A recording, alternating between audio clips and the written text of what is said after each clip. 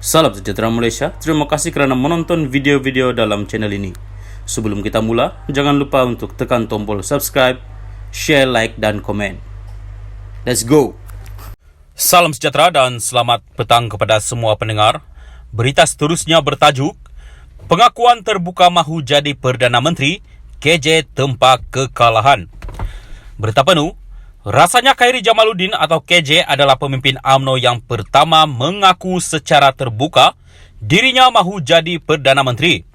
Sebelum ini, walaupun seseorang pemimpin UMNO itu memang diketahui sedang merancang untuk menjadi Perdana Menteri atau berkedudukan makin hampir dengan kerusi tersebut, tetapi tidak pernah ada yang secara terbuka mengaku mahu jadi Perdana Menteri.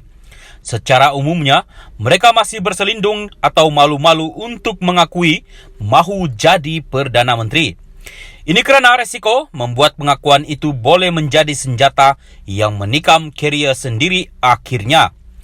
Pakla atau Tun Abdullah Badawi ketika sudah memegang jawatan timbalan Perdana Menteri pun tidak pernah secara terbuka mengaku mahu jadi Perdana Menteri. Beliau ketika itu tetap menjadi timbalan yang setia kepada Tun Mahathir Mohamad sehinggalah diserahkan jawatan itu kepadanya pada 2003. Begitu juga dengan semua Perdana Menteri yang lain. Sebelum sampai ke jawatan Perdana Menteri, tidak pernah mereka secara terbuka meluahkan keinginan dalam hati terhadap jawatan tertinggi itu. Ismail Sabri Yaakob sebelum jadi Perdana Menteri, tidak pernah kita dengar ada mengakui secara terbuka mahu jadi Perdana Menteri.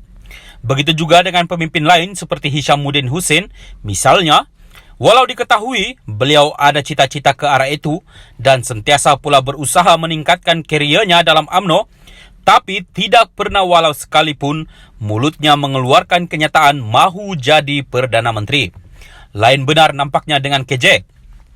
Belum pun memegang jawatan timbalan Perdana Menteri atau timbalan Presiden UMNO, bahkan beliau tiada apa-apa jawatan dalam karier parti ketika ini dan sedang berjuang untuk memegang kursi Sungai Buloh pada 19 November ini. Luahan keinginan menjadi Perdana Menteri itu sudah pun diluahkannya secara terbuka. Kalau orang Sungai Buloh menangkan saya, Sungai Buloh bukan hadnya.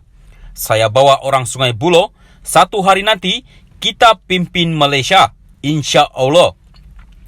Dengan takdir Allah, dengan sokongan daripada rakan, satu hari nanti saya mahu memimpin UMNO. Satu hari nanti saya mahu menjadi Perdana Menteri Anda untuk membangunkan negara ini. Tapi saya mesti menang di sini dulu, katanya. Kata calon Barisan Nasional BN itu semasa ceramah di Taman Saujana Utama, Sungai Buloh malam tadi. Tidak salah lagi tujuan KJ meluahkan keinginannya itu ialah agar pengundi Sungai Buloh tidak ragu-ragu untuk memberi kemenangan kepadanya pada pengundian 19 November nanti. Mungkin ini senjata terakhirnya untuk memenangi kerusi Sungai Buloh. Memandangkan peluangnya untuk menang lagi masih samar berikutan majoriti kemenangan PKR di kerusi tersebut pada PRU 14 lalu adalah lebih 26,000 undi. Meskipun kedatangannya ke Sungai Buloh setelah diketepikan daripada Rembau, setakat ini disambut baik oleh pengundi.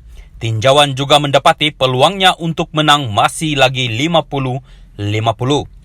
Kelebihan pencabarnya Ar-Rahmanan daripada PKR, selain beliau amat disenangi oleh penduduk tempatan, dua dun dalam Parlimen Sungai Buloh iaitu Kota Damansara dan Paya Jeras memang sedia dalam genggaman PKR setelah memenangi pada PRU 14 lalu.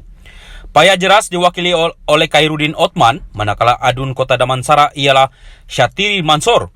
Melalui dua adun berkenaan, usaha mendekati pengundi pasti lebih mudah bagi Ar-Rahmanan dan ini suatu kelebihan buatnya berbanding KJ. Persoalan di sini, apakah dengan pengakuan secara terbuka mahu jadi Perdana Menteri itu boleh membawa keuntungan kepada KJ untuk memenangi kursi Sungai Buloh? Adakah pengundi Sungai Buloh boleh terpikat dengan perkara itu?